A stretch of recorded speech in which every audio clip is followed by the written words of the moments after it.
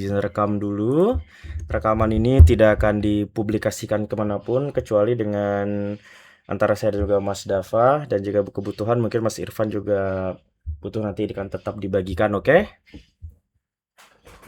Oke. Oke, saya mulai. Assalamualaikum warahmatullahi wabarakatuh. Pada malam ini, pada tanggal 19 Januari, di hari Senin tahun 2026, kita akan melakukan kegiatan prasidang kepada saudara kita, Mas Dava, ya. Karena dalam waktu dekat, Mas Dava akan melakukan sidang resmi sebagai syarat administrasi menyelesaikan program sarjananya. Betul begitu? Betul Bang. Oke, terima kasih. Jika itu, dengan mengucapkan Bismillahirrohmanirrohim, apakah Mas Dava sudah siap dengan presentasi PPT-nya? Oke, sudah siap. Kan Oke, bisa dilihat apakah terlihat baik. share screen saya? Kita cek dulu ya. Dari saya sudah terlihat. Dari Mas Masih. Irfan bagaimana? Belum, bentar gua liatin ya. Oke. Oh. Cik. Mana nih? Oh, full screen-nya. Waduh, full screen gini ya. Lu bisa buka yang lain gua. Oke, Oke, aman. Oke ya. Jadi di sini dengan saya Muhammad Sufiaulia dan juga Mas Irfan Nurrahman dan juga Mas Dava Azizianto ya. Kita mulai prasidang pada malam kali ini, dimulai dari sekarang dengan waktu Mas Dava maksimal 20 menit ya. Jadi silahkan dimulai dari sekarang. Oke. Assalamualaikum warahmatullahi wabarakatuh. Waalaikumsalam warahmatullahi wabarakatuh. Bapak-bapak sekian, dengan Bapak Irfan dan Bapak Afril, di sini saya akan mempresentasikan hasil tugas akhir saya. Pertama-tama, perkenalkan dulu saya Aziz Dava Nutianto dengan NIM 120.194.066 dengan judul Implementasi Failure Mode and Effect Analysis dan Reliability Center Maintenance dari komponen kritis untuk strategi perawatan di PT XYZ. Untuk pendahuluan, jadi menjelaskan dulu ya, untuk kenapa saya meneliti di skripsi saya ini, yaitu adalah saya melihat bahwa teknik maintenance ini penting untuk dilakukan pada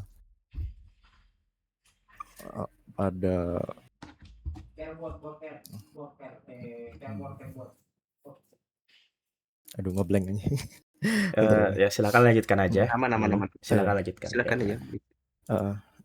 Jadi skripsi saya menjelaskan tentang maintenance ini penting untuk di industri. Karena kenapa? Karena kalau tidak dilakukan maintenance di industri ini akan terjadi pada produksi, akan terbengkalai, akan menghambat produksi, dan akan menyebabkan biaya-biaya yang akan menyebabkan kerugian terhadap perusahaan industri tersebut. Di sini saya akan menggunakan objek, yaitu adalah CNC plasma cutting di PT Jaya Buana. Di mesin CNC plasma cutting ini, di objek kali ini, di PT Jaya Buana ini, Cakra Buana ini, mereka menggunakan mesin CNC plasma cutting, di mana mesin ini adalah mesin utama produksi mereka untuk semuanya, untuk dilakukan, untuk cutting, untuk membelah-belah, untuk meng-cut bahan-bahan lainnya. Di sini mesin plasma cutting merupakan mesin kritis dari industri fabrikasi logam yang dimana bergantung pada salah satu komponen yang nanti akan diteliti, yaitu adalah plasma node P80, dimana itu adalah yang diteliti elektrod dan tip nozzle-nya. Di industri ini mereka masih menggunakan perawatan mesin yang bisa dibilang rusak dulu baru diganti, yaitu adalah corrective maintenance. Maka dari itu mereka mendapatkan biaya downtime yang sangat besar karena melakukan perawatan dengan metode tersebut. Bahkan dengan metode tersebut pun juga akan menghasilkan kualitas produksi yang sangat berkurang dikarenakan mesin tiba-tiba mati karena terdapat komponen yang rusak. Karena di komponen yang rusak ini, terutama di plasmanya itu, busur plasma node-nya itu mengeluarkan busur, di mana kestabilan busur tersebut tidak akan sempurna seperti yang akan diinginkan. Oleh karena itu, saya menggunakan metode pendekatan perawatan berbasis RCM, yaitu adalah Reliability Centered Maintenance, yang didukung oleh FMEA, Failure Mode Stability Analysis, Reliability, dan PMECA atau PMECA untuk menentukan strategi perawatan yang optimal. Di penelitian ini yang menjadi fokus kita adalah komponen kritis, yaitu adalah plasma node di elektrod dan tip nozzle-nya untuk menurunkan downtime dan mengoptimalisasi biaya perawatannya. Oke, next di rumusan masalah ini. Yang pertama adalah bagaimana mode Permisi Mas Dava, sepertinya tidak gerak ya itu PPT-nya, masih di slide pertama terus dari tadi. Mas Irfan slide gimana? pertama. Nah, ini baru gerak nih. Iya, dari tadi masih Slide baru pertama masih nih, di ya. slide 1. Oke. Mungkin terjadi kesalahan teknis. Oke. Bisa silakan lanjutkan. Mungkin tidak di full screen saja, mungkin seperti ini aja. Ini apakah di slide rumusan masalah? Ya, sudah di slide rumusan masalah. Tidak usah di full screen mungkin ya. Ya, baik. Di rumusan masalah ini, yaitu pertama, bagaimana mode kegagalan pada elektrod plasma berdasarkan analisis FMEA. Yang kedua, bagaimana tingkat keandalan elektrod plasma P80 berdasarkan analisis reliability. Yang ketiga, bagaimana strategi perawatan optimal menggunakan metode RCM untuk plasma P80. Untuk lanjutannya di tinjauan pustaka ini, di sini akan menjelaskan adalah teori-teori yang akan digunakan untuk skripsi ini, di mana yaitu salah satunya adalah RCM, Reliability Centered Maintenance, yang dimana merupakan strategi perawatan optimal berdasarkan fungsi kegagalan dan risiko sistem, yaitu ada FMEA, Failure Mode and Effect Analysis, yang digunakan untuk mengidentifikasi mode kegagalan, penyebab, dampak, dan prioritas perbaikan sistem.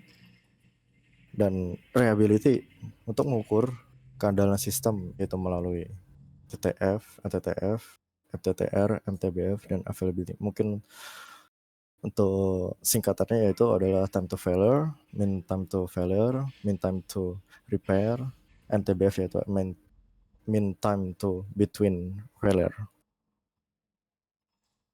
Di tujuan pustaka ini juga akan menjelaskan di PMECA dan untuk kritisasi analisis. Di sini data yang akan digunakan untuk mengolah skripsi saya adalah menggunakan dua metode, yaitu kuantitatif dan kualitatif. Di kuantitatif yaitu adalah data-data historis dari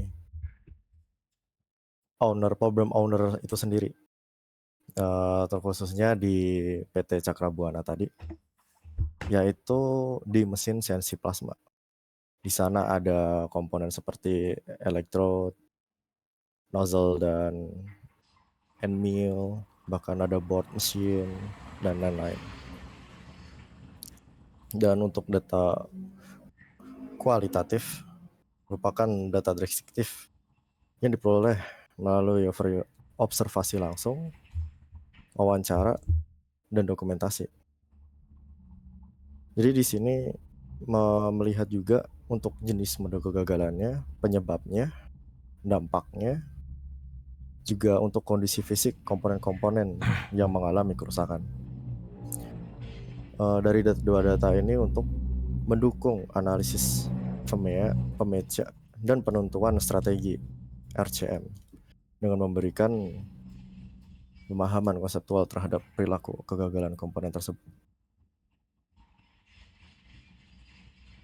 Untuk FEMEA sendiri, prosesnya akan seperti pada gambar berikut, yaitu yang pertama adalah kita mengidentifikasi komponennya dulu. Apa aja komponen yang terdapat di suatu mesin tersebut. Dan yang kedua untuk penentuan fungsi komponen. Di fungsi-fungsi tersebut, kita menanyakan fungsi alat tersebut, komponen tersebut seperti apa. Seperti tip nozzle yang untuk mengeluarkan busur panah, end mill untuk pemotongan, dan lain-lain. Juga untuk kita harus mengidentifikasi mode kegagalannya. Bagaimana komponen ini bisa gagal atau rusak. Dan apa sih penyebabnya kegagalannya ini? Mungkin bisa di kerusakan dari patah, aus, dan lain-lain. Dan mungkin untuk identifikasi dapat kegagalan, kalau misalnya patah bagaimana, untuk aus bagaimana. Dan akhirnya kita memasuki analisisnya, yaitu menilai severity-nya, occurrence, detection. Di situ kita menggunakan wawancara terhadap problem owner-nya sendiri. Jadi mereka sendiri yang akan menilai bagaimana kerusakan yang terjadi dari skala-skala yang nanti akan diberikan. Dan akhirnya nanti kita dihitung risk priority number-nya, yaitu RPN, dan akhirnya kita bisa mengurutkan prioritas resikonya. Untuk proses implementasi RCM-nya sendiri, pertama adalah mengidentifikasi masalah dan tujuannya. Yang kedua, pemilihan dan definisi sistem, menentukan sistem atau komponen yang akan dianalisis. Yang ketiga adalah analisis kegagalan fungsi, menentukan kondisi ketika suatu komponen ini ketika rusak atau bagaimana untuk tidak bisa menjalankan fungsinya. Yang keempat, akhirnya kita menentukan komponen kritis yang telah kita lakukan di analisis FMEA tadi. Yang selanjutnya, pengumpulan analisis dan data, mengubah data kerusakan untuk menghitung parameter keandalan dengan menggunakan MTTR, TTF, dan lain-lain sebagainya. Akhirnya kita melakukan di suatu komponen kritis ini, kita mengidentifikasi dengan analisis FEMEA, yaitu mengidentifikasi mode kegagalan, penyebab, dan dampak tingkat kritisnya. Akhirnya kita bisa melakukan penindakan perawatan, menentukan jenis perawatan yang paling sesuai di setiap kegagalan yang telah kita analisis di FEMEA nanti. Yang akhirnya penentuan interval perawatan. Akhirnya di implementasi ini menunjukkan bahwa kerja sistem yang signifikan hasil analisis, reliability, dan distribusi noma menghasilkan MTTR sebesar 85,2 jam, MTTR sebesar 0,5 jam, dan MTBF sebesar 82,52 jam. Dan nilai sistem mencapai 99,42, yang menunjukkan bahwa mesin memiliki tingkat kesediaan operasional yang sangat tinggi. Di MTTF sebesar 85,2 jam, berarti di setiap 85,2 jam komponen ini akan mengalami kerusakan. Karena ini adalah rata-rata komponen rusak. Dan di MTTR ini sebesar 0,5 jam ini, setiap repair yang diperlukan untuk memperbaiki komponen yang rusak tersebut adalah 0,5 jam. Dan akhirnya kita menemukan adalah MTBF sebesar 85,52 jam. Hasil FMEA juga menunjukkan bahwa mode kegagalan elektrod AOS memiliki RPM tertinggi yaitu 224. Diikuti elektrod retak 216 dan tip nozzle yang melebar sebesar 210. Dan akhirnya ini adalah menjadi prioritas utama untuk melakukan perencanaan perawatan ke depannya. Di analisis pemeca ini juga menunjukkan bahwa mode kegagalan elektrode AOS memiliki nilai kritik kali tinggi sebesar 56 yang mengindikasikan tingkat risiko sangat kritis terhadap keberlangsungan mesin CNC plasma. Oke, di akhirnya ini kita mendapatkan strategi perawatan dengan hasil FMEA reliability pemeca RCM pada plasma node P80 di elektrod dan nozzle-nya. Strategi perawatan yang paling tepat adalah kombinasi preventive maintenance, condition based maintenance, dan corrective maintenance sesuai dengan risiko kegagalan. Di preventive maintenance kita bisa untuk melakukan pergantian setiap 70 atau kurang lebih 80 jam untuk menghindari komponen akan rusak dahulu. Untuk condition based maintenance kita melihat dulu apakah nozzle ini tersumbat ataukah nozzle ini retak, kita melihat dulu. Dan akhirnya untuk rencananya di condition based maintenance itu digunakan dengan cara kalau untuk yang tersumbat bisa dibersihkan dahulu dan lain-lain. Dan pastinya corrective maintenance tetap digunakan sesuai dengan tingkat risiko kegagalan. Di mode kegagalan rektor AOS dengan RPN 224, kriteria laki 56 ditetapkan menggunakan preventive maintenance dengan interval penggantian terencana sebelum mencapai batas keawasan. Mode kegagalan elektrod rusak letak menggunakan strategi inspection preventive. Sedangkan tim nozzle melebar ditetapkan condition based maintenance berdasarkan hasil inspeksi visual dan pengukuran diameter.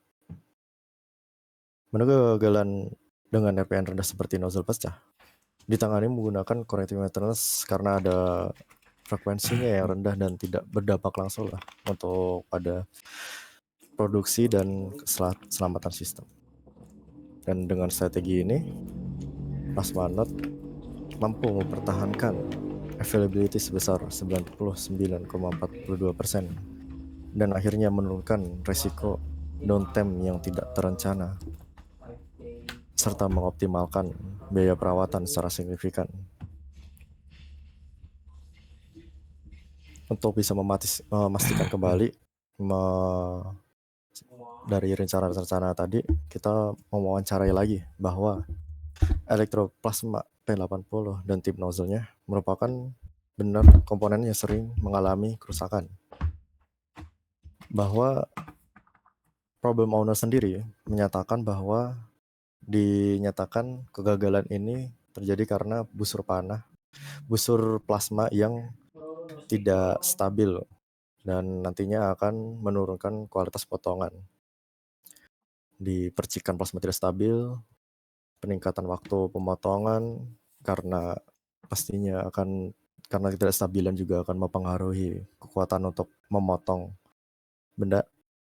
Namun kerusakan umumnya baru disadari setelah produk tidak memenuhi standar kualitas. Menyampaikan bahwa sistem perawatan yang ditetapkan saat ini masih menggunakan corrective maintenance, yaitu pergantian rusak baru diganti.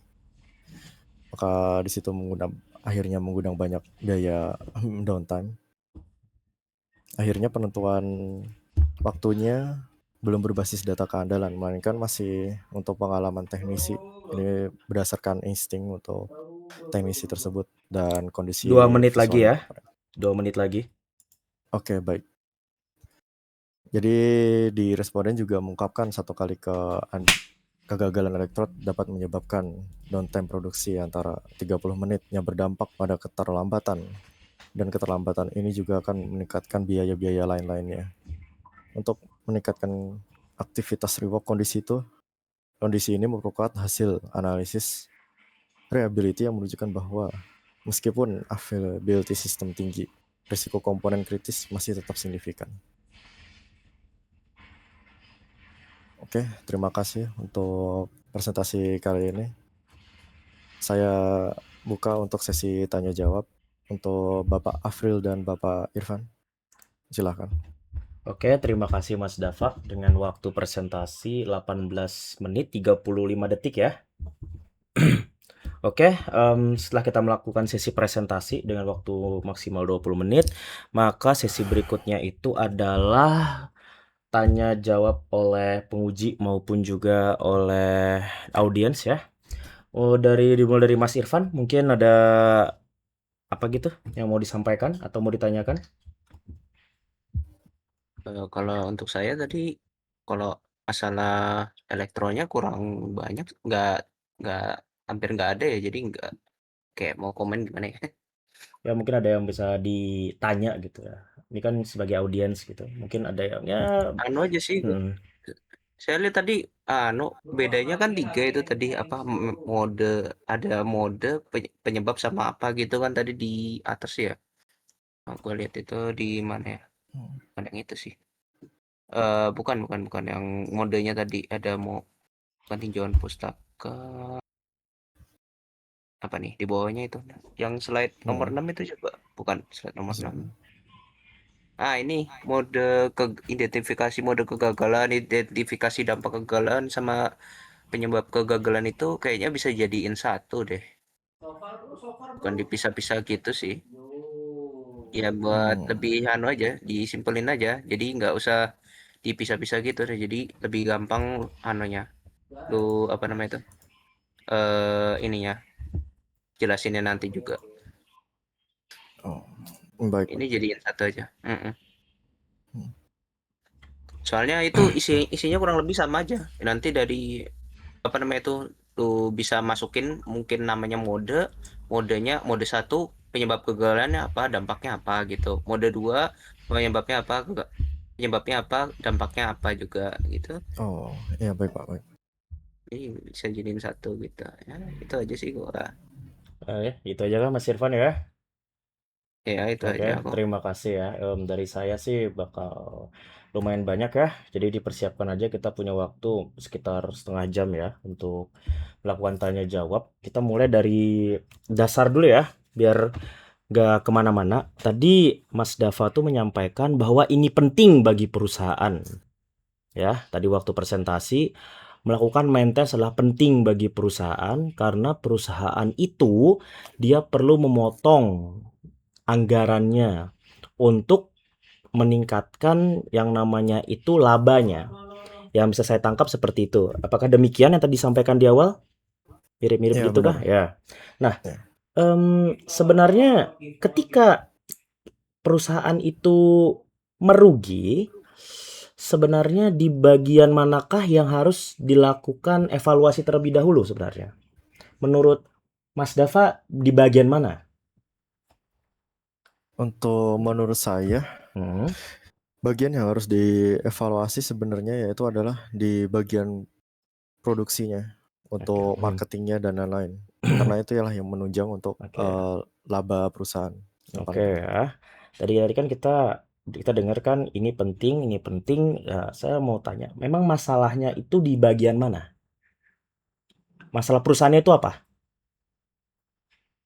Masalah perusahaannya yaitu ketika mesin mengalami kerusakan tiba-tiba karena komponen ini tiba-tiba rusak, maka pastinya akan laju produksi ini pasti akan terhenti, ya mengakibatkan kerugian waktu, yaitu adalah biaya downtime di perusahaan tersebut.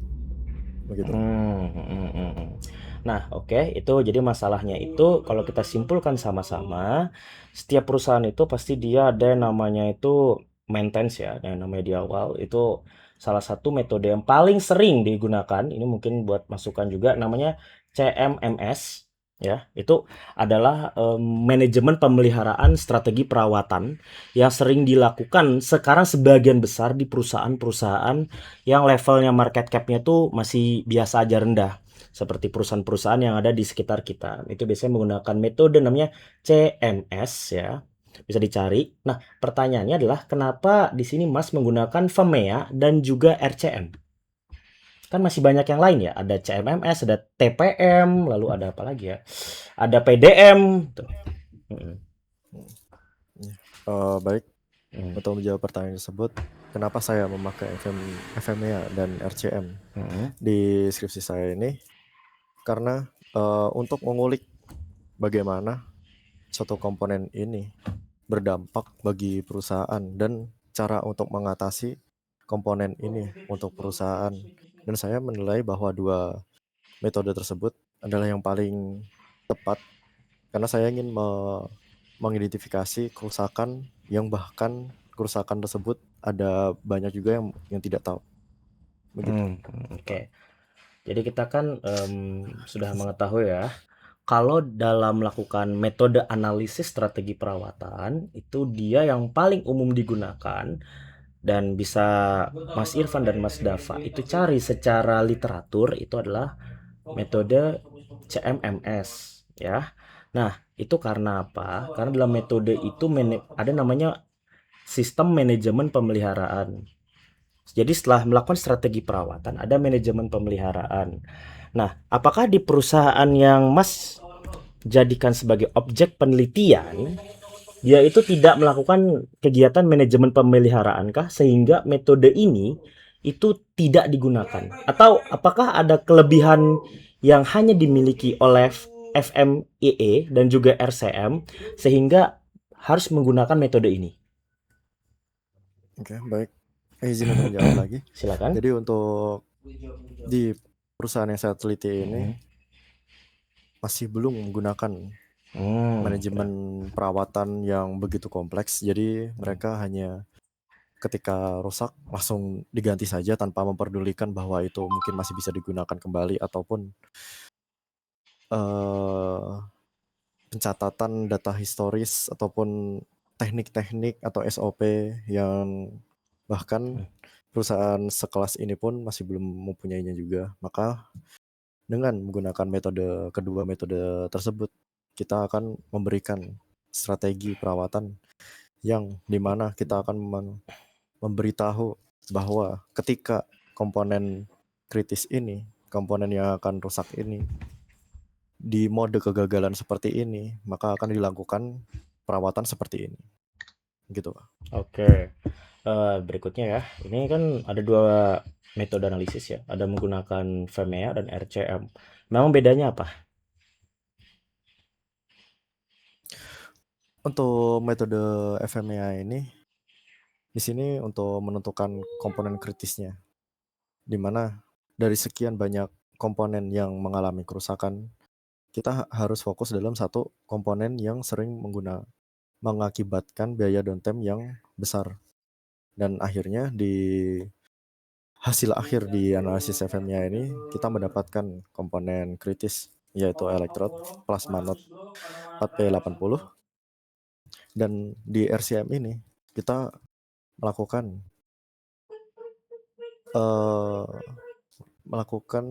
strategi, memberikan saran strategi untuk bagaimanakah ke depannya jika komponen tersebut mengalami kegagalan, kerusakan, dan lain-lain. Oke, jadi kan kita tahu ya kalau FMEA digunakan untuk menentukan komponen, lalu RCM digunakan untuk menentukan strategi. Begitu? Ya, benar. Nah, kenapa nggak dua-duanya pakai FMEA aja? Kan FMEA juga bisa digunakan untuk menentukan strategi. Kenapa nggak pakai satu metode aja ya cukup ya kalau mau FMEA pakai FMEA aja. Kan FMEA bisa buat ngitung komponen bisa, strategi bisa, nilai distribusi bisa, reliability kan juga bisa kan? Kenapa harus ada dua gitu? Harus ada RCM dan harus ada FMEA gitu.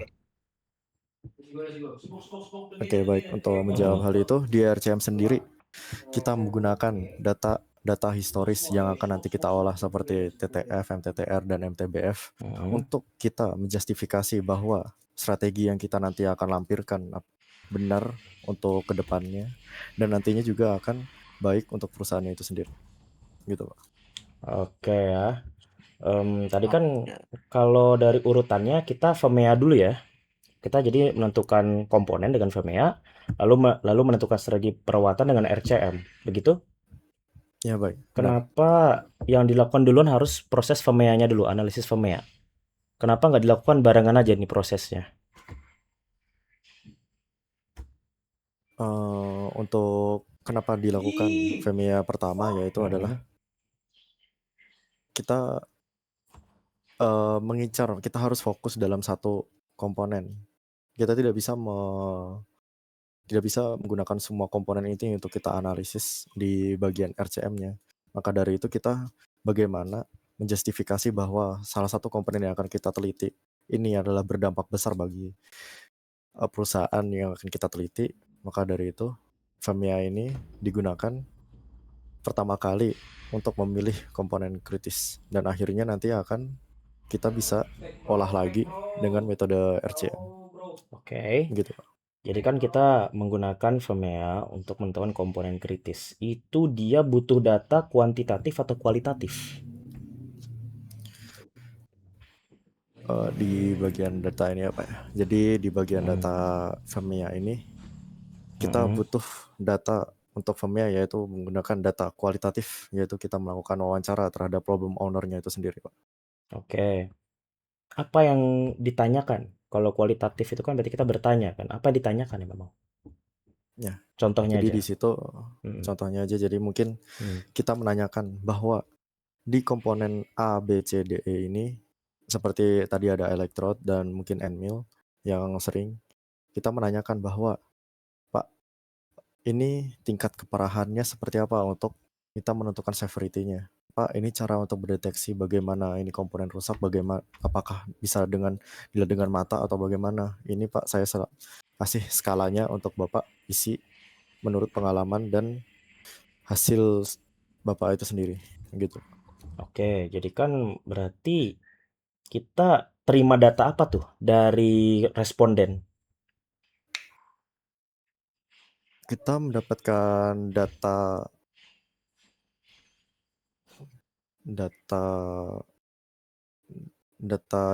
severity, occurrence, dan detection dari responden yang nantinya akan dilakukan analisis FEMEA. Ya, datanya Data-datanya tuh bentuknya apa? angka sebagai skala, dari skala 1 sampai 10. Ya, angka itu dia kualitatif apa kuantitatif? Angka itu adalah kuantitatif. Berarti tadi ya, nggak sinkron. Jadi awalnya kan katanya minta data kualitatif ya. Tadi Mas Dava bilang katanya minta data kualitatif ya ke responden ya. Tapi hasilnya data kuantitatif ya. Yang diterima ya. Oke, mungkin tadi tipe dikit ya. Jadi kita itu ngolah datanya berarti Mas itu nyerahin pertanyaan kan gitu. Cuma nyerahin nih ada angket nih misalnya nih. Isi dong. Kayak gitu ya. Iya. Itu wawancara atau survei atau angket. Nah, itu. Menanyakan langsung secara face to face Pak, jadi bukan survei ataupun wawancara juga. Contoh nih, Mas Irfan jadi Itu tadi responden survei. Ya, survei itu masuknya itu. Ya. Oh ya, masuk survei. Masuknya ya. Masuk survei itu. Ya, Karena jadi Mas soalnya karena ngisi angket kan, isi ya, angket survei. ngisi kan dia. Oh, iya. Lalu nih kita nanya. Lalu pertanyaannya itu kita tanyain. Ya kan? Contoh tadi Mas Dava nanya, "Ini seberapa parah?" Jawabannya bisa apa aja tuh?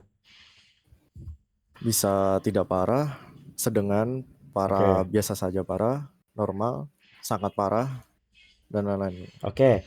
Contoh nih dijawab nih, tidak parah misal. Itu datanya diolah nggak? Dari responnya sendiri tinggal menuliskan angka sesuai dengan yang pengalaman problem owner sendiri. Jadi untuk pengolahan datanya itu digunakan untuk analisis selanjutnya. Maksud saya ya, jadi maksud saya gini, Mas, kan kita kan ya misalnya Mas nih nanya ke saya tuh mencontoh ini alatnya ini rusaknya seberapa parah? Oh, saya bilang parah nih, saya bilang parah.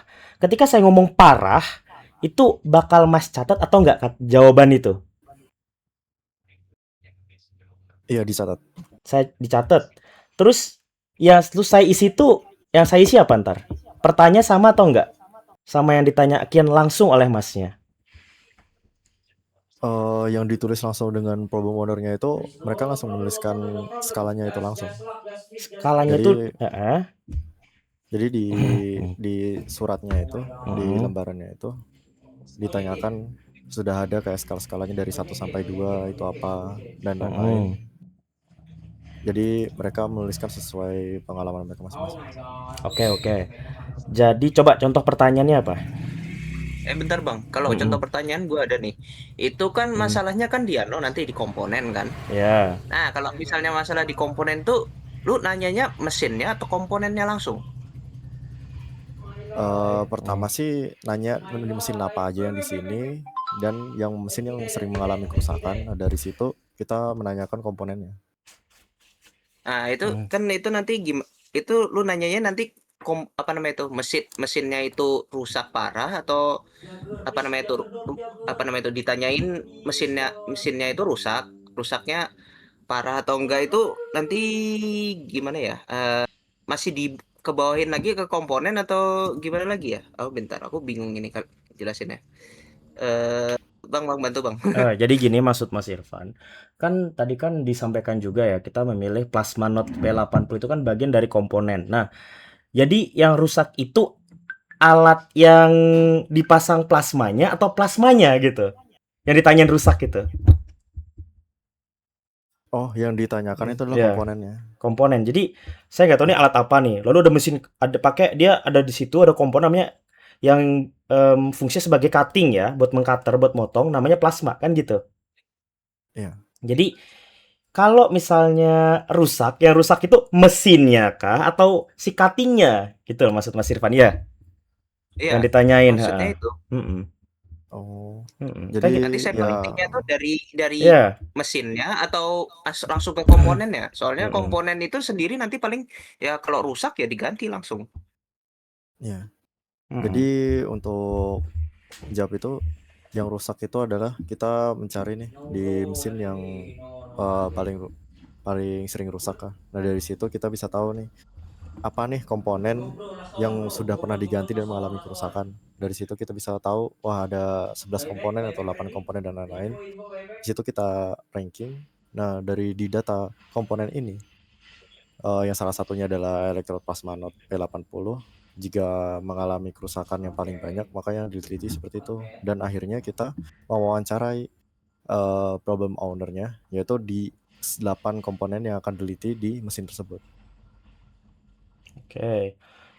Tapi berarti 8 surveinya cuma ada satu pertanyaan aja berarti kalau misalnya cuma gitu ya.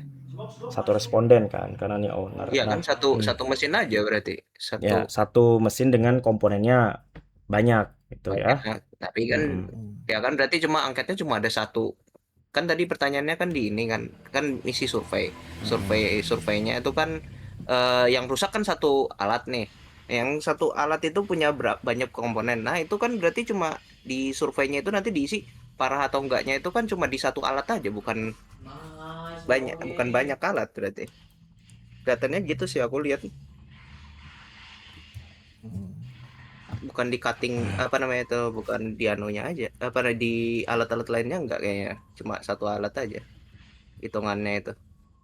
Kalau ngisi Iya. survei aneh aja jadinya gua. Nah, ya oke, dia langsung aja aja. Jadi kalau kita kan udah melihat nih data yang dibutuhkan itu sebenarnya gini. Yang ingin saya tanyakan itu adalah data yang Masnya terima itu apa?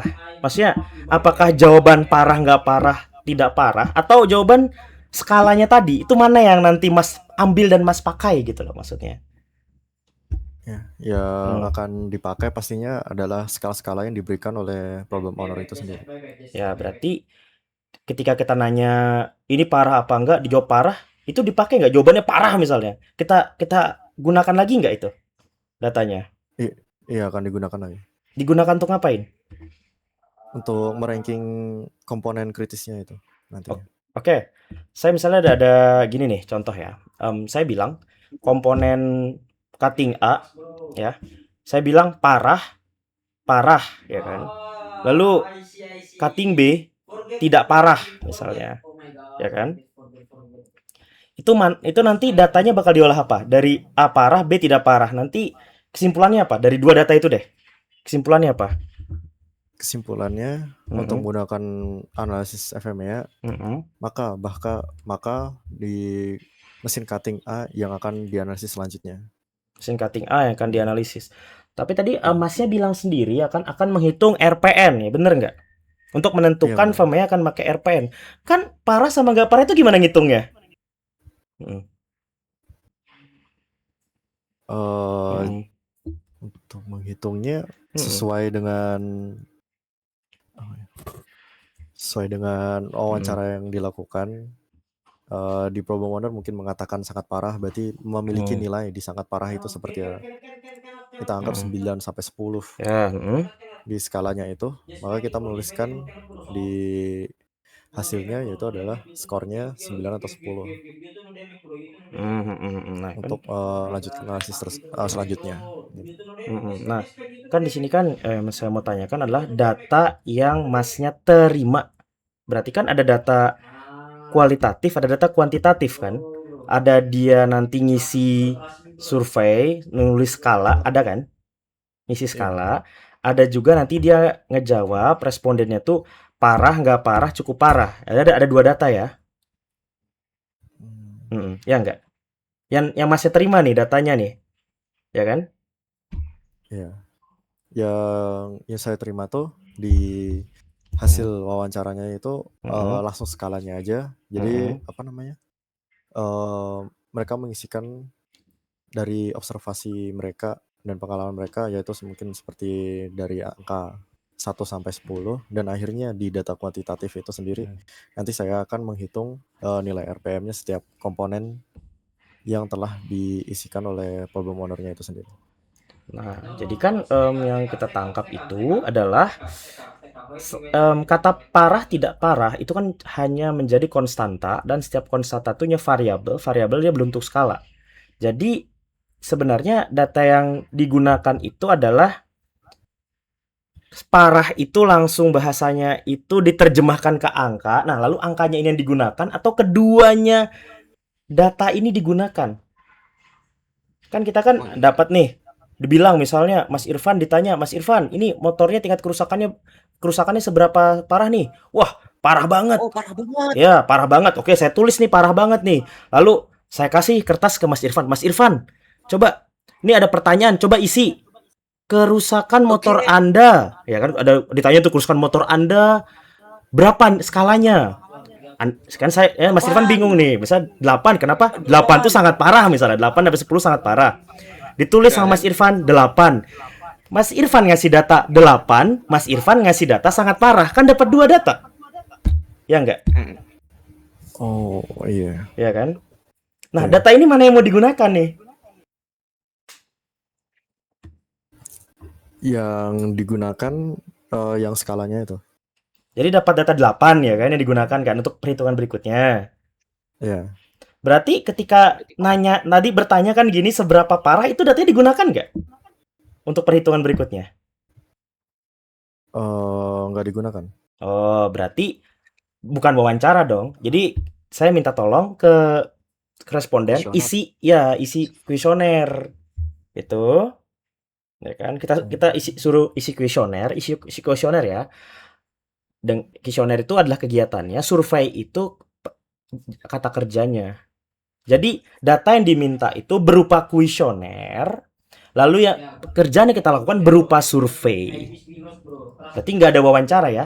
Jadi Anda bertanya hal yang udah Anda tanyakan di lembar kuesioner Anda. Kan sama berarti pertanyaannya. Mm-mm. Iya.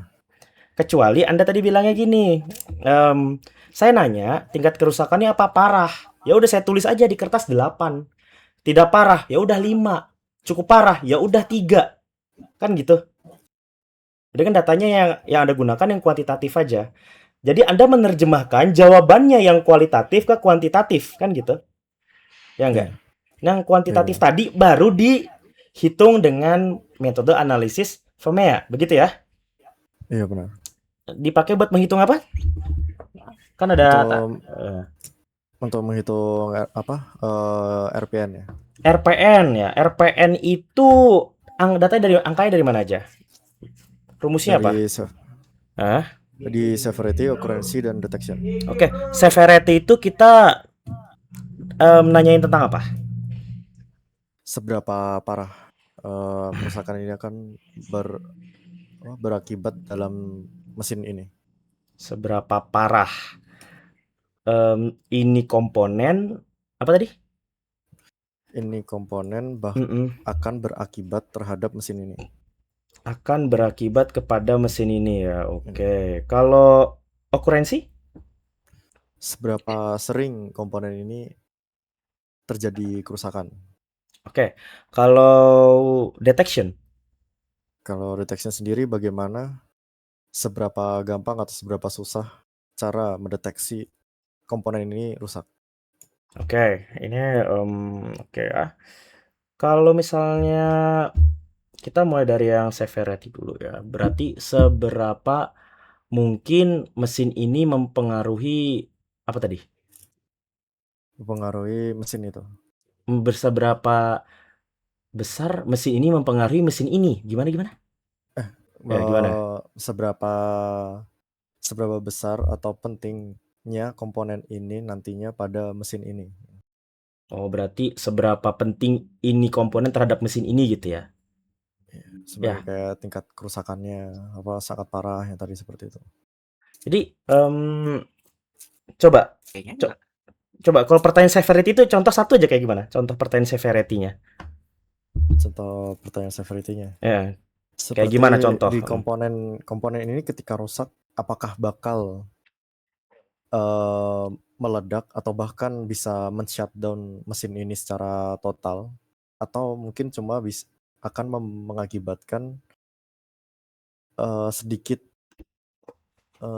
sedikitnya terganggunya laju proses produksinya begitu. Coba dipersingkat aja contoh pertanyaannya. Apakah mesin ini, disingkatin aja kan agak panjang ya. Iya. Mm-mm. Eh, Apakah mesin ini, apakah komponen di mesin ini ketika mengalami kerusakan mm-mm. akan berakibat fatal pada mesin ini? Oke, Seperti nah itu. kalau pertanyaan kayak gitu, kalau saya pribadi bakal jawab cuman binary aja ya, yes or no. Kan apakah ya? Apakah mesin ini mengganggu, misalnya apakah mesin ini mempengaruhi ini dah, misalnya saya nggak tahu predikatnya apa. Apakah mesin ini mempengaruhi ini? Berarti kan jawabannya yes atau no doang kan? Oh iya. Nggak ada, ya menurut Mas Irfan di situ gimana? Itu pertanyaan kayak gitu jawabannya apakah dia ada Ya, bisa skalanya pakai atau yes cuman or no yes? tergantung. Iya, cuma yes or no, tapi kalau Hmm. misalnya orangnya mau nambahkan bisa, tapi Hmm. nggak wajib. Jadi ya yes or no Ya, biasanya. apakah pertanyaan kayak gitu? Kan kayak gitu kan Oh, berarti jawabannya yes atau ya atau tidak kan? oh iya.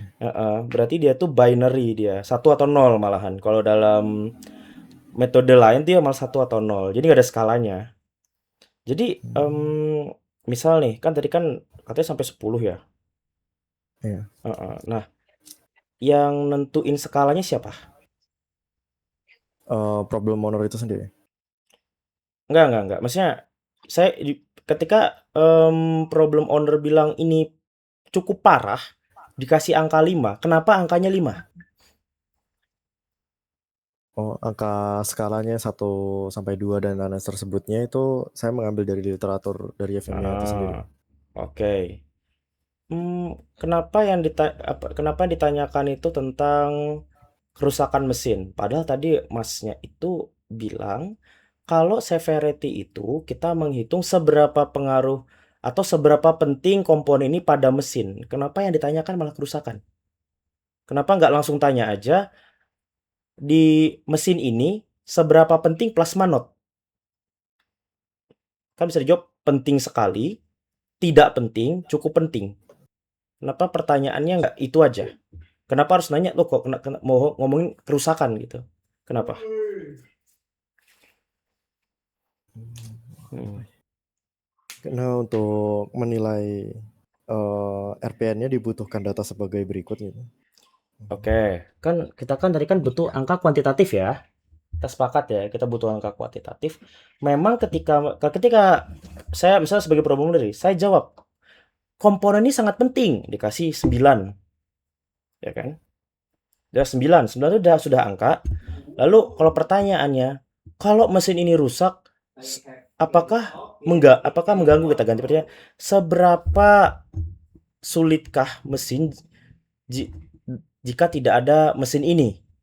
Jawabannya bisa sulit, tidak sulit, sangat sulit. Ada skala lagi. Lalu kalau ditanya kerusakan, kalau misalnya mesin ini rusak, seberapa besar mempengaruhi produksi? Saya juga bisa jawab tuh. Misalnya sangat mempengaruhi. Berarti kan jawabannya bisa 9. Kenapa kata kuncinya harus parah? Kenapa nggak penting, pengaruh, dan lainnya lah untuk menjadi objek pertanyaan ya, pertanyaan kepada responden wawancara atau ke ownernya. Kenapa harus pilih kata parah di sana? Karena dari yang kita analisis yaitu adalah maintenance ya. Di maintenance sendiri kita adalah membahas tentang kerusakan komponen. Maka dari situ kita mempertanyakan seberapa parah, seberapa ini dan lain-lain gitu. Oke ya, sebenarnya kalau kita kembali kepada yang kita tanyakan di awal ya, Mas Dave, severity itu artinya tingkat keparahan. Artinya ya. Jadi kalau ditanyain lagi, ya tinggal artikan aja severity, tingkat kerusakan. Jadi seberapa besar tingkat kerusakan kalau komponen ini rusak. Tingkat keparahan, tingkat kerusakan itu artikan aja ntar. Oke ya, kalau itu kan tadi sudah severity ya. Kalau Ya. occurrence itu gimana? Untuk occurrence itu mengidentifikasi seberapa sering kerusakan terjadi Oke. seiring waktu ini mesin itu rusak gitu. Jadi dalam periode tertentu seberapa sering komponen ini rusak. Seberapa sering komponen ini rusak? Oke. Berapa lama? Oke. Berapa lama ngambil datanya? Yang lama apa namanya itu? Lama occurrence-nya itu? Dari 2023 sampai 2025. 2023 2 2025. tahun ya. Oke. 2 tahun. Oke. Dari 2 tahun itu berapa kali kerusakannya? Untuk komponen plasma anode ini sendiri terjadi 95 kerusakan. 95 itu sering, kadang, atau jarang? Sering kalau problem owner sendiri menceritakan. Jadi problem owner sendiri bilang ini sering, ya? Ya. 95 itu dari berapa kali penggunaan? Maksudnya? Kan data ini dari 2003 ke 2025 kan? 2025. Dari 2 tahun. 95 itu kan yang ngomong siapa? Owner atau hasil data historis? Dari hasil data historis. Kan selama 2 tahun itu kita tahu ya ada sekitar 730 hari. Ya, itu totalnya lah. Tentang hari libur atau lain-lain nanti kita nggak usah pikirkan dulu. Dari 730 hari, anggaplah setiap hari dia nyala lah. Itu pabriknya nyala mulu. Iya, setiap hari. Ada 95, berarti kan 1/8 ya. 1/8. Sekitar itu dia mengalami namanya kerusakan tadi ya kan. 1/8 itu kan kalau kita di skala kan berarti sering itu 1. Ya kan? Berarti 1/8 kan? 1/8 itu sering. Kira-kira berapa perbandingannya kalau jarang dan kadang? Ada nggak perbandingannya? Kalau kita bisa bilang kalau jarang itu dari 1 banding berapa kerusakannya?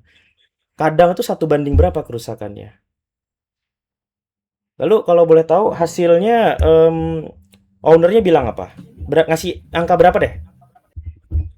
Ownernya sendiri di komponen elektrod plasma ini memberikan hasil 10. 10.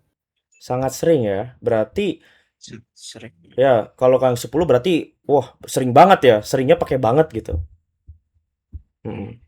Padahal kalau kita statistikan ya, kalau kita lihat distribusinya, dia cuman 1/8 aja, nggak sampai 50% lah, itu cuma sekitar 15% doang ya Ya, dari total, ya dari total 0,125 kan? ya sekitar 12%. Dari kalau 12%. dari 12% dari 100% penggunaan, dia itu berarti kalau kita pindah ke anu ya, ke data CMS-nya, berarti 88% dia tidak mengalami kerusakan. 12% ketika terjadi penggunaan, dia mengalami kerusakan. Kan datanya seperti itu. Kenapa ketika hanya 12%, kan 88 sama 12% timpang sekali ya. Kenapa ketika 12% itu sering? Kenapa? Apakah karena dari ownernya, ya ownernya bilang gitu, berarti kita sering. Ada nggak? Kalau kadang dan jarang tuh gimana nentuinnya berarti? Mm-mm. Eh, Hmm, oh, mana ya? mungkin ya. Lalu kalau misalnya contoh, ternyata nggak ada kerusakan. Kalau nggak ada kerusakan, berarti jawabannya 0 gitu ya? Atau 1? Ya, Kode skalanya deh. Eh, tulisnya 1. 1 tuh artinya apa? usah. Tidak tidak sering. Tidak sering. Tidak sering sama nggak pernah itu sama atau beda? Beda. Kalau tidak sering berarti pernah terjadi nggak? Pernah terjadi. Kalau misalnya kenyataannya kita bilang ya kita nggak tahu ya, kita ternyata selama 2 tahun nggak pernah terjadi, 0 kerusakannya. Nanti ketika dia nulis skalanya gimana? Dia angkanya apa berarti? Ya, nulis 0 Skalanya yang diganti berarti berarti itu. Hmm. Ini misal ya, ini misal ya. Mm-mm.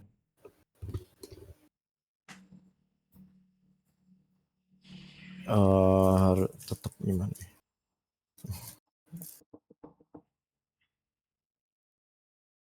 Oh, berarti di apa namanya, di deskripsinya sendiri itu adalah di satunya itu tidak pernah, kan di skalanya yang di occurrence sendiri itu menyebutkan ada yang sangat jarang, jarang, sering dan lain-lain. Mm-mm. Jadi untuk menanggapi untuk yang tidak pernah atau tidak adanya tetap dituliskan 1 karena itu dianggap tidak pernah ada. Jadi satu itu nggak pernah atau sangat jarang. Tidak pernah. Tidak pernah ya. Oke, Ya. tidak pernah. Oke, bukan nggak ditulis 0 nih. Enggak. Oke. Tadi kita ngitung apa sih yang okurensi itu kesering ya. Oke. Nah, lalu oke, kita ke detection ya. Detection itu kan tadi apa?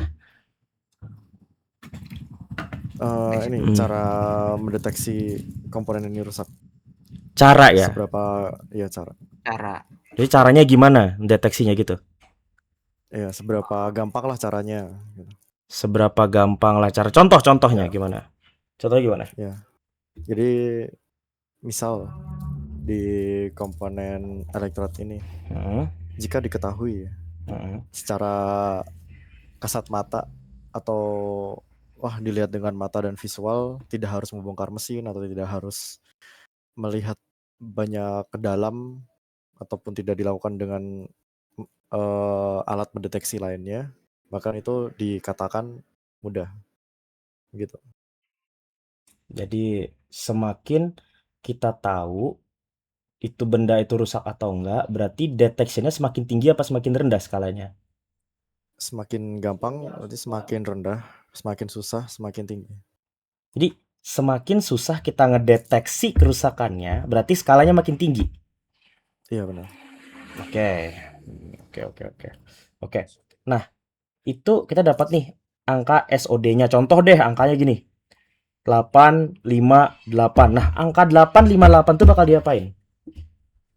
Bakal nantinya di rumus RPN sendiri yaitu Hmm. adalah mengkalkulasikan di S kali O dan kali D, S kali O, lalu lalu dikali dengan D di berarti dikalikan rekursinya. semua ya. Semua Iya, variabel benar. dikalikan. Oke. Berarti nanti dapat angka apa? Angka RPN itu sendiri. Oke, angka RPN. Nah, angka RPN nanti ini itu yang dicari angka yang seperti gimana?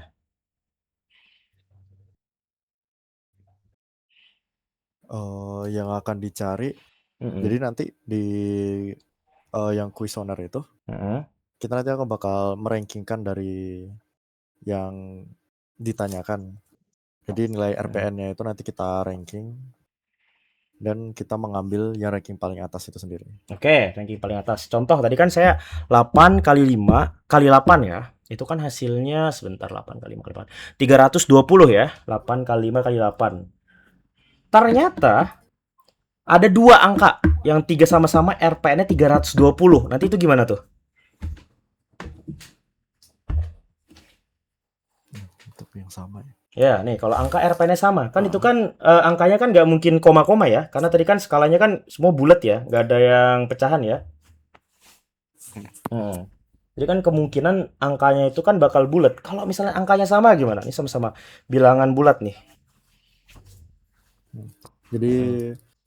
akan dilakukan lagi yaitu seberapa dari kita log data historis pergantian komponen tersebut. Jadi misalnya nanti ada dari Hmm. RPM-nya mungkin sama semua, jadi nanti kita kembali lagi, Hmm. traceback lagi, ini kalau terindikasi kita mengurutkan kembali seberapa banyak lah kerusakan komponen ini pada periode 3 tahun ini yang sering terjadi kerusakan yaitu komponen A, B, atau C gitu. Oke. Kan kita kan tadi kan sudah sepakat ya. Firmware itu kan kita menentukan komponen paling kritis ya. Dan Ya. menentukan komponen kritisnya itu kita ketemulah pokoknya sama ownernya, lalu nyari data severity, occurrence, dan detection ya. Ya. Berarti kan itu yang kita butuhkan cuma 3 variabel itu aja, lalu cari RPN-nya. Berarti kita nggak butuh data historis dong. Kan kita masih FOMEA nih, kita ngomongin FOMEA-nya dulu nih. Nggak ngomongin data historis ya. Dari FOMEA-nya aja deh. Kan kalau misalnya terjadi, ternyata hasil RPN-nya ada datanya sama RPN-nya hasil sama nih, itu bakal mana yang dipilih? Mm-mm. Apakah dipilih salah satu ataukah keduanya atau gimana? Menimbang kembali Hmm. harusnya berarti dihitung dianalisis tiga-tiganya Mbak. Kok ketiganya? Ketiganya. Kan contoh dua aja deh. Karena Contoh yang sama dua aja. ya karena memiliki nilai RPN yang sama dan kita Hmm. harus meneliti di RPN-nya yang paling tinggi, berarti yang dianalisis berarti bisa langsung keduanya. Oke, jadi keduanya dipilih gitu ya. Iya. Oke. Oke dah kalau gitu. Nah, kita akan ya, ini sebenarnya keterbatasan waktu ya, kita sisa 10 menit lagi. Jadi langsung spesifik aja. Tadi kan sudah ngitung ngomongin FOMEA. Kita sekarang nanyakan tentang ini nih, RCM-nya gitu. Kan di RCM tadi itu kan kita ada ngitung apa MTTF, TTR ya, ya nggak sih? Iya benar. TTF itu apa dulu?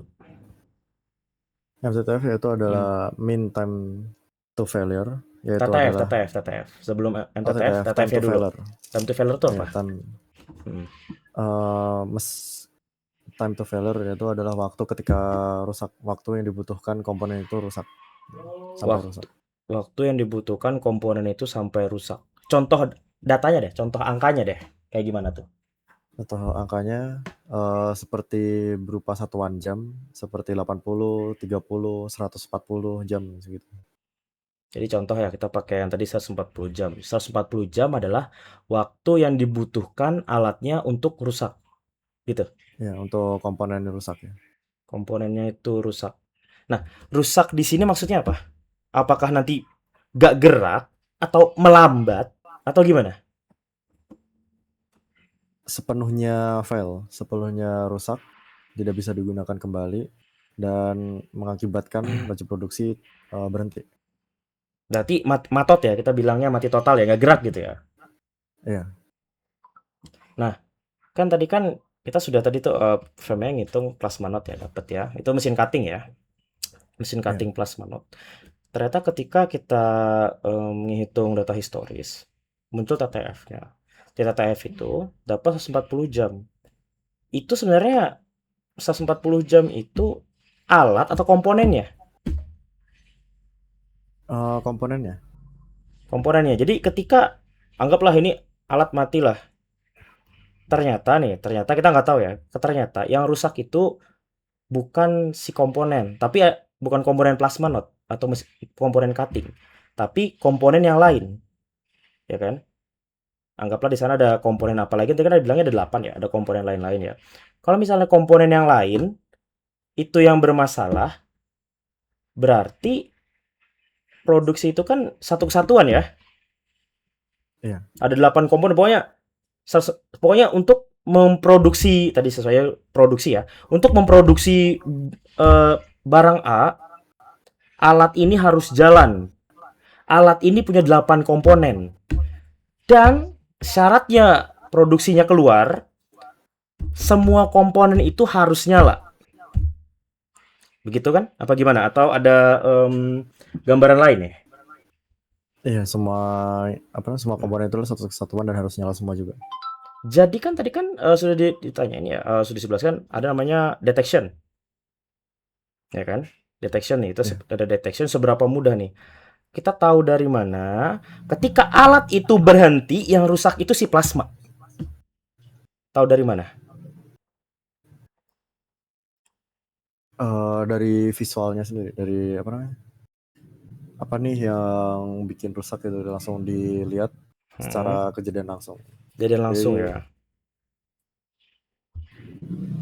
Oke, jadi ini alatnya nih lagi jalan tiba-tiba tak matot gitu ya di tengah jalan, produksinya berhenti, listrik aman, masih masuk, listriknya aman, bahan bakarnya aman ya, kalau siapa tahu pakai bahan bakar ya di luar listrik. Lalu dari kemulusan barang aman, kita tahu ya, barangnya masih mulus-mulus. Kadang juga dari aroma aman. Visual yang dimaksud ini tuh bentuknya apa? Warnanya kah? Bentuk barangnya telah berubah kah atau gimana? Ya, bisa seperti terjadi keretakan, Oh, gitu. atau dari lubang yang melebar dan lain-lain. Oh, berarti kerusakan fisik ya? Ya, kerusakan fisik. Oke, kerusakan fisik. Oke, itu TTF. Jadi 140 jam itu kan sebenarnya anggaplah 140 jam. Sebenarnya itu kan alat, satu kesatuan alatnya ya. Kita nggak tahu nih sebenarnya komponen mana yang rusak sebenarnya kan. Lalu kita bilang, oh yang rusak nih plasma. Padahal bisa juga itu komponen yang lain. Plasmanya mah baik-baik aja. Berarti itu sebenarnya 140 jam itu TTF-nya punya si plasma apa punya si alat?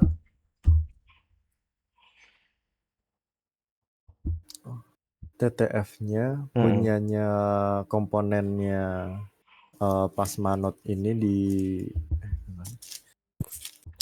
ini Mas Dava, saya punya mobil nih, misal saya punya mobil, ya kan? Saya ada data historis nih, ban saya bocor.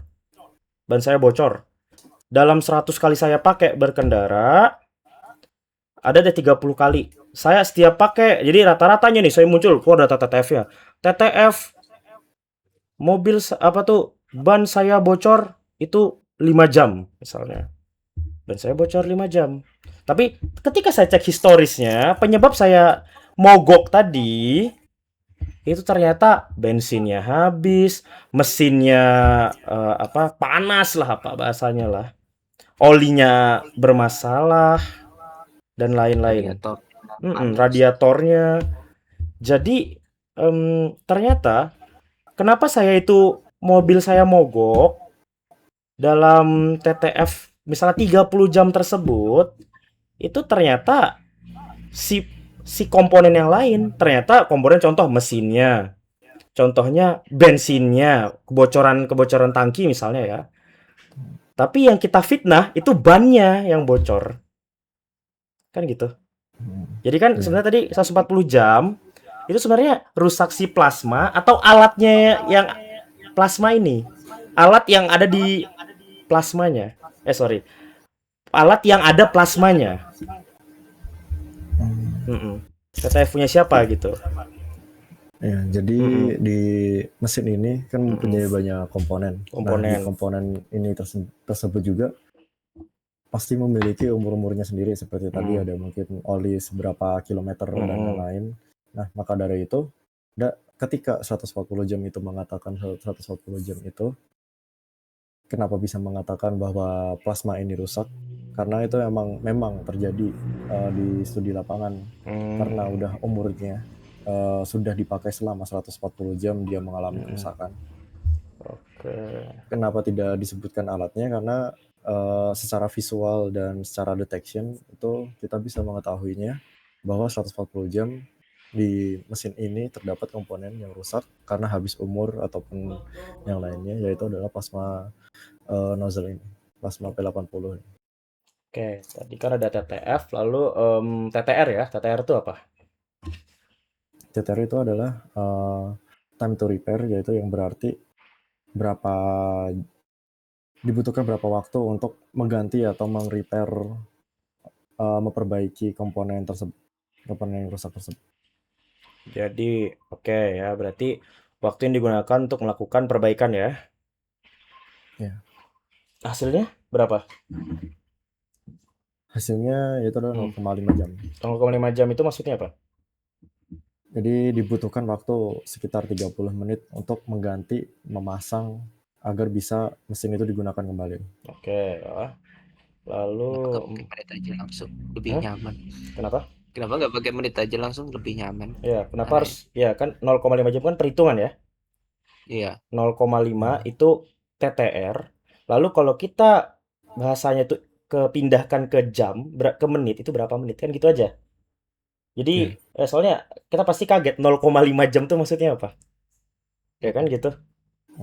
Ada Ya. alasan tertentu kenapa pakai 0,5? Kenapa pakai jam nggak pakai Ya. menit? Kenapa nggak sebut aja 30 menit?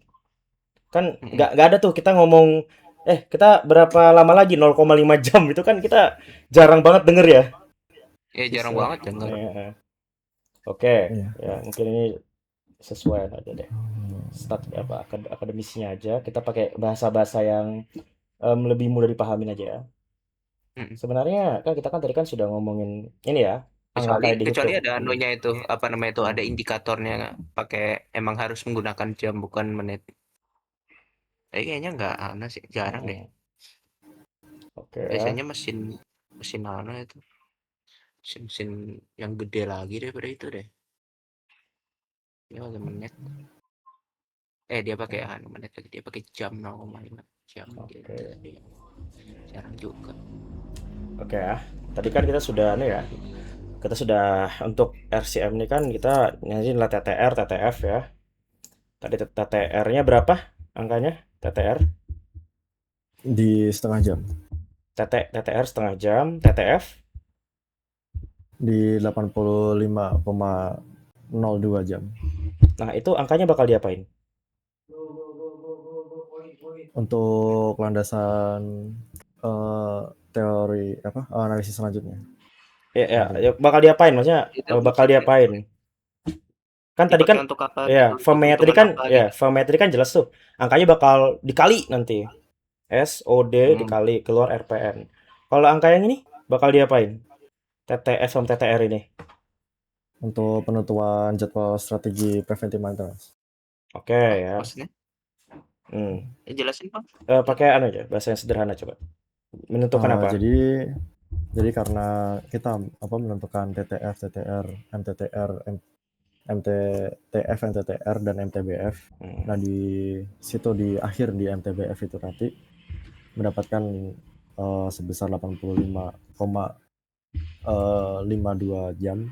Di situ nanti kita bisa buat acuan untuk menentukan strategi preventive maintenance.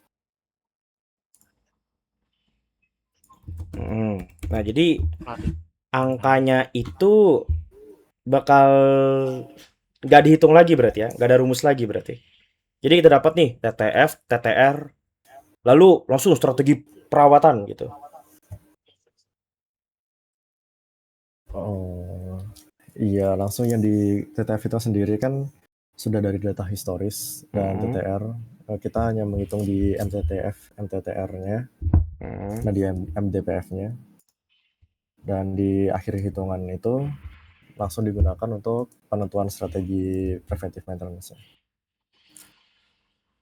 Hitungan Oke. apa lagi? Ada hitungan apa lagi? Jadi kita kan nanti kan udah dapat nih Tuh. 85 jam ya tadi TTF ya. Lalu Ya, MTTF ya. ya MTTF 85, MTTR-nya 30 menit lah ya. Kita sebutnya 30 menit biar nggak 30 menit aja. pusing ya, 30 Mending, pusing. mending langsung menit aja deh. Itu kalau misalnya Mm-mm. nanti diputar-putar sama dosenmu itu Mm-mm. Kan tuh kan ada menit aja itu. MTBF tuh. MTBF tuh apa lagi tuh? Wih, makanya itu MTBF itu apa? ada itu. Ya, mean time to failure, mean between time to failure. Nah, jadi itu didapatkan dengan cara menggabungkan penjumlahan dari MTTF dan MTTR. Oh, berarti nantinya dipakai lagi dong untuk Oh, menghitung oh, MTBF ya kan? oh, Ya enggak? Hitungannya. Oh Ya iya, kan itu dipakai. berarti angkanya masih dihitung lagi kan? iya, Iya. Ya. dijumlahkan kan itu. Tapi Ya terus kan? MTBF-nya itu untuk ada lagi apa? Ada indikatornya lagi apa itu? Selain selain apa namanya itu? Selain itu apa ya? Selain ada hitungan lagi nggak maksudnya? Maksud gue gitu. Oh, untuk MTBF-nya sendiri sudah tidak ada karena di TTR kita mencari untuk min-nya untuk semuanya, dan di min-nya semuanya yaitu adalah MTTF MTTR itu sendiri untuk menghitung MTBF. Nah, di MTBF itu sendiri nanti digunakan untuk strategi preventive maintenance. Oke. Nah, kita dapat nih angka MTBF-nya 85. Tadi 85, berapa? Apanya? MTBF. Ya, MTBF 85, MTBF 85,52 jam. Oke, nanti itu tolongannya ya ubah ke menit ya. 52 jam itu 31 menit berarti ya. Ya kan repot Ya, ya. sekitar. Jadi nanti 85 jam 31 menit. Nah, lalu angka 85 jam 31 menit itu bakal kita apain? Bakal diapain maksudnya? Ya, jadi kita tahu nih. Kita tahu bahkan bahwa di jam segitu komponen ini akan mencapai kerusakannya. Rata-rata kerusakannya yaitu di jam segitu. Maka dari itu kita menggunakan kurang lebih dari itu seperti 70 sampai 80 jam untuk menentukan bagaimana komponen ini akan digantinya. Gimana tadi? Jadi ketika mencapai 85 jam komponen akan rusak. Ya, rata-rata melalui rata-rata data historis ini mendapatkan rata-rata komponen ini akan rusak di jam 85 31 menit. Itu sudah rusak total atau masih bisa dipakai lagi? Itu rusak total. Rusak total. nggak Tapi nyala kan berarti. rusak totalnya beda semua itu. Nah, gini. Ya. Jadi gini. itu kan rata-ratanya. semua kan enggak, kalau misalnya masih ada yang 140 jam yang Enggak, tadi kan yang contoh rusak tadi. Tadi komponen contoh ini. 140 jam itu kan Oh, contoh. contoh kah? Ini kan data real dia nih. Nah, Ya. oke, tadi yang Mas Dava sampaikan itulah rata-rata dari data historis mengalami kerusakan. Yang tadi tuh 85 jam 31 menit ya. Iya. Itu MTBF atau MTTF?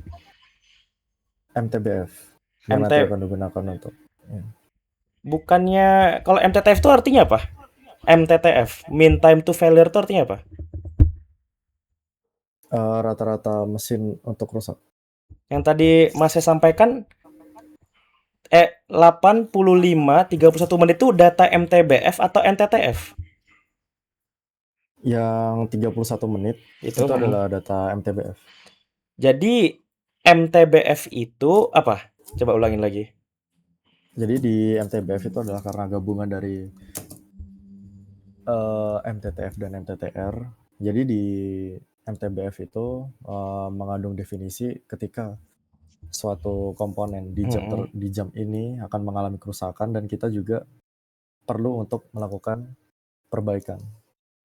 Jadi singkatnya itu adalah waktu rata-rata kerusakan dan waktu perbaikannya gitu. Iya. Oke, ya kan. Lalu kita sudah dapat nih angka 85 jam 31 menit. Nah, angka itu bakal diolah apa lagi?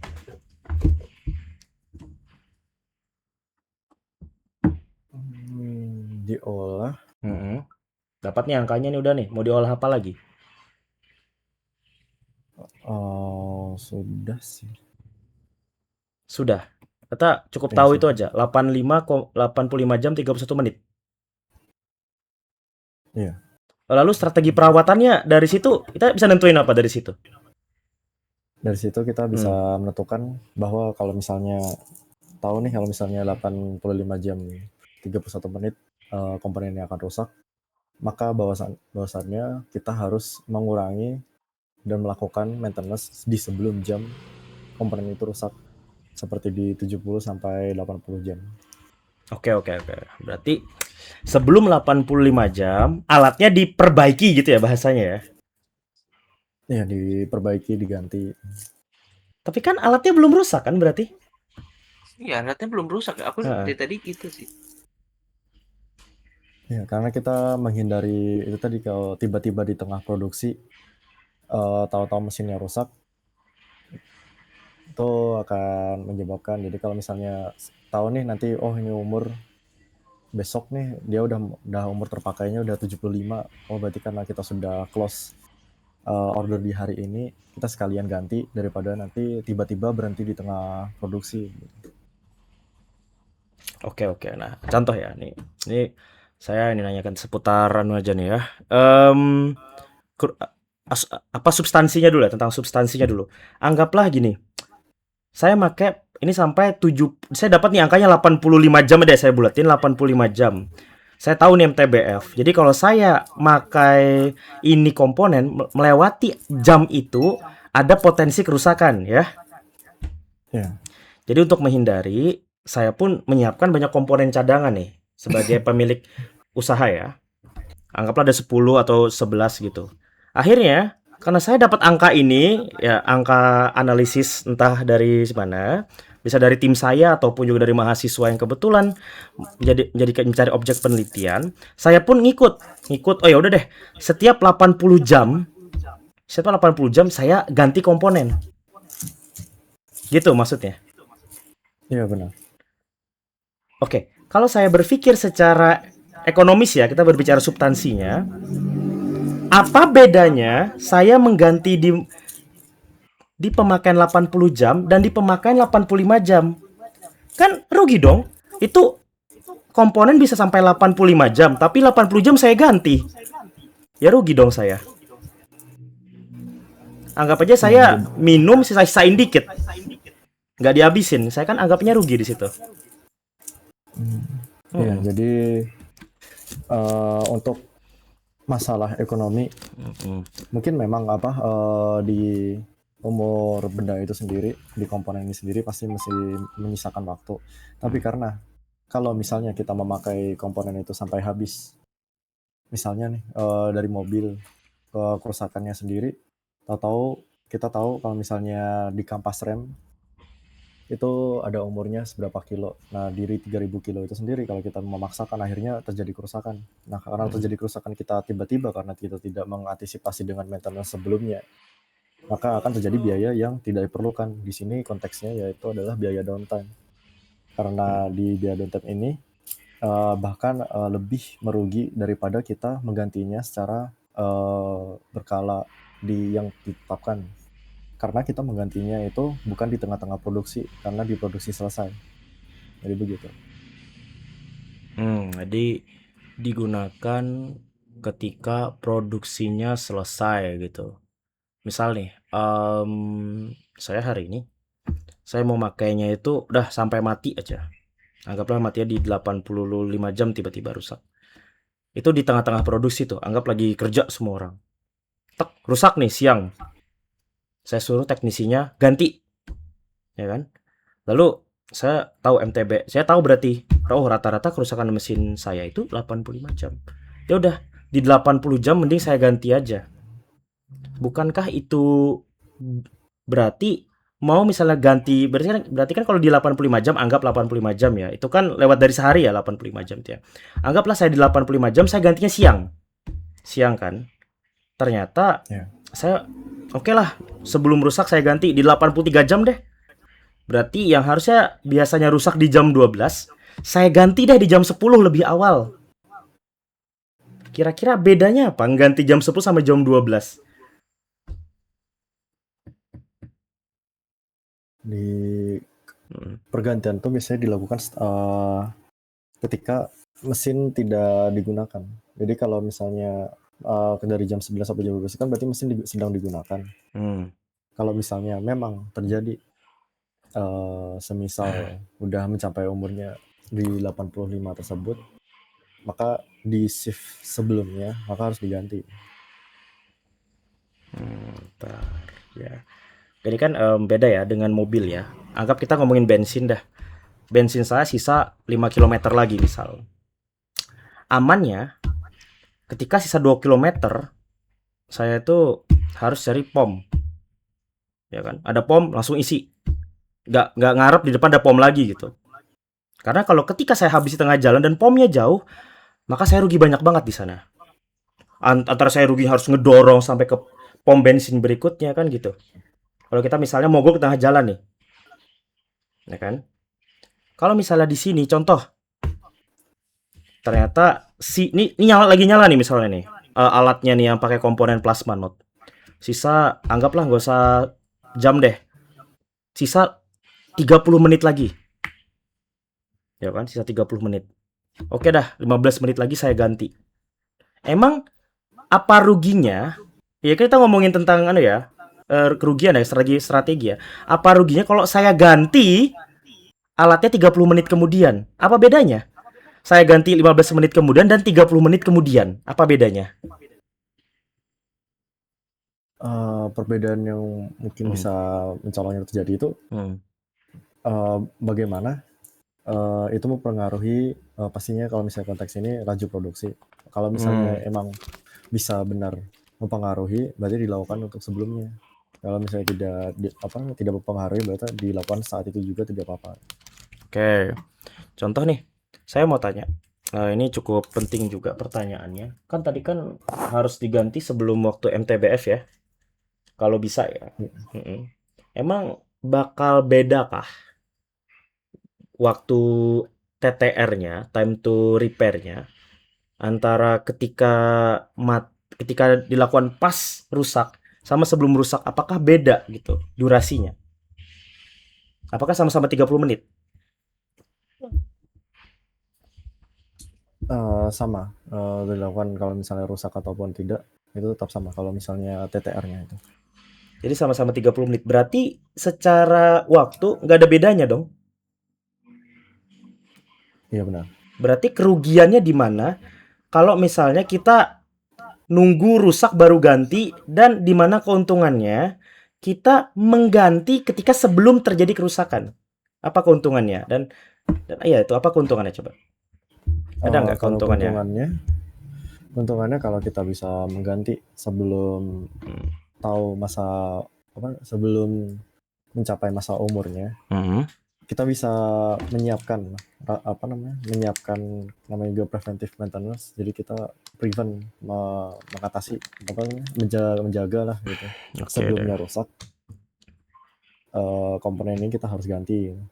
Karena kalau misalnya kita mengganti sebelumnya itu, karena itu tidak mengganggu laju produksi. Tapi ketika kita mengganti, kalau misalnya tiba-tiba terjadi kerusakan dan di tengah produksi, maka itu akan menyebabkan kerugian yang sangat besar. Oke ya. Ini kan kita tadi kan ngomong tentang ganti terus ya. Ya Mas Irfan ya, masih kuat. Kayak udah ngantuk nih, Mas Irfan. Gue kayaknya agak ngantuk emang. Oh ya udah, sorry. Nah kita mungkin ya waktunya juga tinggal, oke ya, sudah 1 jam berapa? Ya kita langsung aja gini. Karena dari tadi tuh yang kita notice ya, yang kita perhatikan tuh kata ganti terus. Padahal judulnya strategi perawatan. Ya enggak? Iya benar. Sebenarnya kita ngerawat apa sih? Kenapa tadi ganti-ganti kan ganti itu kan nggak ngerawat berarti ya? Ya. Heeh. Nggak Jadi kita di rawat. jadi di Hmm. perawatan preventive maintenance ini Mm-mm. kenapa menggunakan metode RCM sendiri Mm-mm. dan OMECA dan lain-lain, karena kita bisa Ya. menentukan bahwa jika mode kegagalan ataupun ketika suatu komponen mengalami kegagalan di mode tertentu seperti tadi ada mungkin aus ataupun Mm. melebar atau yang lain-lain, emang Mm. nanti ada strategi perawatannya seperti mengganti ataupun membersihkan ataupun memperbaiki keadaan seperti semula, mungkin digeser atau kayak seperti baut dikencangin lagi atau seperti itu. Jadi kenapa kita highlightnya diganti karena Mm-mm. itu adalah konsen kita dari awal, karena ini adalah yang paling kritis. Untuk yang strategi perawatan untuk lainnya itu bersifat minor untuk laju produksi. Emang ini oke, mungkin saya tanya lagi. Sebenarnya yang dihitung ini MTBF ini untuk kerusakan yang gimana sih? Kerusakannya apa emang? Kerusakannya kausan. Kausan itu melebar ya? Nozzle melebar bukan ya? Aus itu ya. Bukan. Bentar tadi di hasil. Ya, kan seharusnya kan kalau aus itu kan dia aus tuh gimana Mas Komponennya Irfan? banyak sih. Komponennya. Komponennya tuh banyak kayak komponen tuh kan banyak. Dia bukan hanya aus kan, Hmm. macam-macam. Jadi kalau misalnya melebar itu dia bukan dia apa leleh dia masuk hitungannya. Oh, berarti aus tuh beda Meleleh ya dia sama kena panas. melebar ya? Aus itu dia lebih ke apa ya? Habis aus itu kan karena habis ininya tuh eh penipisan bentuk apa namanya itu komponen Ya, aus seperti itu. kampas itu, kampas aus. Ya, jadi kalau terjadi kerusakannya tuh aus parah, apakah dia emang itu langsung diganti tuh barangnya? Iya, langsung diganti. Oh, berarti nggak bisa diperbaikin lagi ya, udah ya, langsung ganti Ya, udah komponen nggak nih bisa kita. diubah. Oke, Iya benar. berarti kalau dari tadi kita perhatikan ya bareng-bareng ya, Mas Irfan, Mas Deva, komponen kita ini nggak bisa dibenerin berarti? Bisa dibenerin nggak? Kelihatannya dari tadi nggak Ya, ada ya. ya kita kan ngomongin Eh, RCM-nya kan yang ini nih, yang apa gara-gara aus dari RPM kita milih aus nih. Aus itu ya hmm. kayak gini dan ternyata ketika prosesnya dia nggak bisa dibenerin. Berarti nggak dirawat. Ini strategi pergantian dong, bukan strategi ngerawat. Jadi kan nggak dirawat tuh si nozzle, Bener. si plasma. Diganti itu. Rata-rata semua diganti bukan perawatan. Kalau rawat itu dia nanti tekniknya rata-rata dimatikan mesinnya biar enggak Dibersihkan atau apa gitu kan. bersihkan atau Ya. ya. Nah, sebenarnya yang dirawat yang itu apa sih yang dirawat sih? Ya, jadi untuk perawatan sendiri kan ada preventif, ada condition based maintenance dan corrective Mm, maintenance. mm, Nah, di situ dari analisis pemeca kita bisa menentukan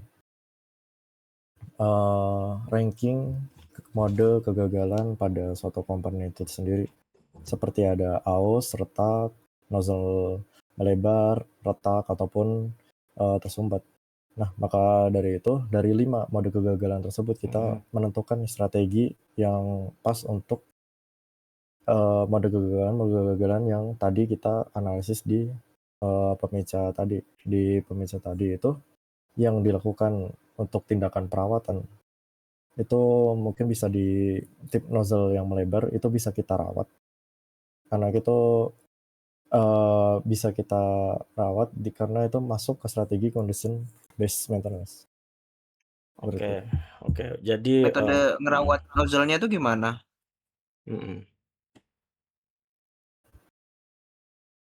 Kenapa? Biar itu metode merawat merawat nozzle-nya itu gimana? Ya, dibersihkan biar apa? Biasanya itu tersumbat ya.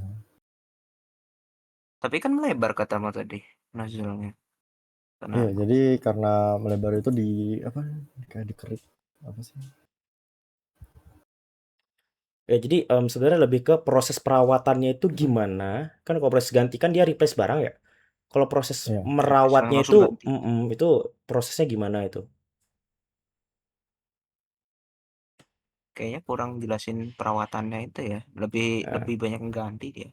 jadi kan kita kan tadi kan judulnya jelas ya dari awal bilang kita butuh strategi perawatan karena ini penting untuk perusahaan, lalu komponen kritis. Sebenarnya yang kita rawat itu alatnya, komponennya, atau keuntungan perusahaannya yang mau kita rawat ini. Komponennya. Enggak bang, beda Komponen. itu. Dibagi 3 itu. Alat-alat Mm-mm. sendiri, komponen sendiri, baru perusahaan Nah, sendiri. ya misalnya Bisa kita dibagi 3 itu, bukan ya bukan bukan aja. kan bilang tadi kan Bukan antara dua itu. strategi perawatan ya. Jadi kan strategi perawatan itu kalau misalnya kita berbicara secara akademis, sebenarnya banyak yang harus dirawat. Satu, ya kan dalam skripsi tentunya itu merawat, gak usah jauh-jauh, karyawan itu juga perlu dirawat ya. Ya. Strategi merawat, apa yang dirawat karyawan. Strategi merawat apa laba perusahaan. Strategi perawatan apa yang dirawat investor. Ya kan banyak. Hmm, Nah, banyak. ini yang dirawat objeknya apa sih? Objeknya ini yang kita mau yang dirawatnya objeknya apa? Komponen kah, Ya, alatnya kah, atau apanya? alatnya, Bang. Jadi Alatnya. alat yang ada komponen-komponen ini salah satunya si plasma gitu. Iya. Oke, kan gitu kan enak ya.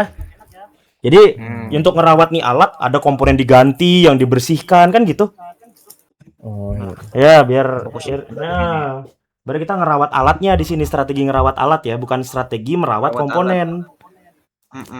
Kalau komponen itu bisa diganti, bisa bisa Mm-mm. di ya servis tadi kan. Tapi kan alatnya tetap ya. Alatnya kan itu aja tuh. Kayak Itu kita aja. ngerawat motor ya harus ganti oli kan gitu. Oli kan Ganti. nggak bisa diperbaikin ya, orinya harus ganti. Kalau Iya, ban mahal. ya masih bisa dibenerin kan gitu kan, proses ngerawat Ya. motor kan. Nah, itu kan yang mau Oh. saya tekanin di situ. Jadi alatnya atau komponennya yang dirawat. Itu dulu ya. Karena kalau ganti alat berarti nggak ada yang dirawat dong. Saya mau ngerawat motor, tapi motornya saya ganti, apa yang dirawat? Tapi saya merawat motor, saya cuci, saya ganti oli, kan merawat kan? Nah, di situ kan Iya. saya dapat tuh preventif, korektif kan dapat itu ya, maintenance, ya enggak kan? Ya, Apa yang ya, di maintenance? ya apa yang di Alatnya, maintenance, apa yang ya, ya anunya, kok alatnya juga. ya kita pakai benda yang paling gampang yang sering kita gunakan, contoh motor. Motor kan ada namanya yang biasanya nggak nunggu rusak dulu, apa karburator misalnya, starter, itu kan nggak nunggu rusak. Kalau kita ngerasa alatnya, oh ini kenapa gas gua udah mulai-mulai nih, kita kan nggak nunggu rusak kan itu kan, langsung preventif, saya bawa ke bengkel. Oh ternyata mesin saya lagi korosi misalnya, berarti bersihkan aja, gitu, paham nggak? Contoh ya, contoh ya, motor aja deh yang kita semua tahu deh. Tapi kalau ketika oli yang menjadi masalah dari motor kita kan nggak mungkin benerin oli kan? Ya mungkin ada caranya, cuman pasti ribet ya. Iya. Kita milih apa? Strateginya kita benerin olinya, oh mahal banget, mending beli baru. Nah kayak gitu. Tuh kalau misalnya motor, jadi kita rawat tuh ya bukan kita ngerawat oli ya. Nggak ngerawat olinya, nggak ngerawat starter, nggak ngerawat mesin, tapi kita nggak ngerawat rantai juga, tapi ngerawat motor secara keseluruhan dengan berbagai macam perintil dan komponennya. Jadi yang dirawat di sini apa, Mas Dafa? Jadi di sini adalah mesin CNC plasma. Nah, mesin CNC plasma cutting. Jadi kan lebih jelas ya, dalam itu banyak komponen, dan komponen itu ya harus dong. Ada yang diganti, ada yang dibersihkan ya kan, ada yang ya macam-macam lah ya strateginya lah ya. Oke, nah kita sudah sampai di akhir ya. Nah, mungkin di situ aja kali ya. Untuk pertanyaannya mungkin kita simpan lagi untuk berikutnya, Mas Dava ya. Oke, ini terima kasih ya. Terima kasih. Ya, sampai sekian terima saja. kasih untuk Bapak Afril dan Bapak Ivan untuk sesi tanya jawabnya. Mohon maaf bila salah kata. Wassalamualaikum warahmatullahi wabarakatuh. Waalaikumsalam warahmatullahi wabarakatuh. Oke, thank